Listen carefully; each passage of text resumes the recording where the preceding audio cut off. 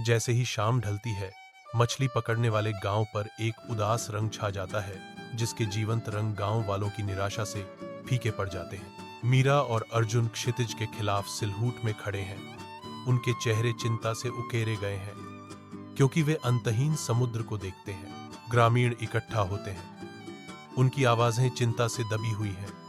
उनके चिंतित चेहरे बढ़ते हुए निराशा को दर्शाते हैं। एक बूढ़ी औरत की आवाज निराशा से कांपती है। हमारा क्या होगा? वह आगे कहती है। उसकी आवाज डर से भरी हुई है।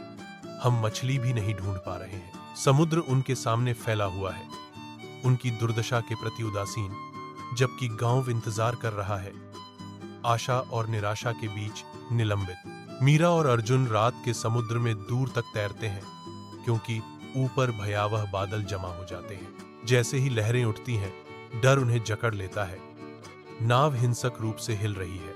एक विशाल शंख एक अलौकिक प्रकाश से चमकने लगता है। अर्जुन कांपते हुए पूछता है, कौन है? एक आवाज गूंजती है, डरो मत, मैं समुद्र का जादुई राजा हूं।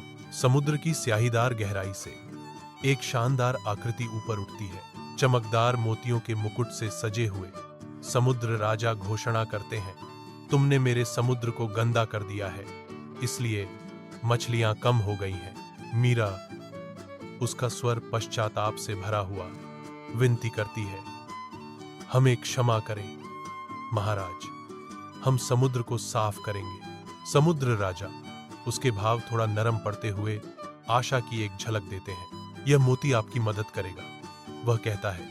उसकी भेंट के पीछे एक चेतावनी छिपी है, लेकिन लालची मत बनो। सागर राजा चेतावनी देते हैं। उनकी आंखें समुद्र की गहराई को दर्शाती हैं। मीरा और अर्जुन, शाही फरमान के वाहक, अपने गांव लौटते हैं। उनके शब्दों पर सन्नाटा छा जाता है। एक साझा उद्देश्य से एकजुट ग्रामीण समुद्र को साफ करना शुरू कर देते हैं, निराशा को सामूहिक कार्रवाई में बदल देते हैं। युवा ऊर्जा से भरपूर बच्चे इस काम में शामिल हो गए। उनके नन्हे हाथ मलबे को साफ कर रहे थे। वयस्क अब समुद्र के संरक्षक अपनी पुनर्जीवित जल की रक्षा के लिए नियम स्थापित करते हैं। हमने प्रकृति का सम्मान करना सीखा है, मीरा और अर्जुन घोषणा करते हैं। जैसे समुद्र फिर से फलता फूलता है और गांव नई समृद्धि में पनपता है,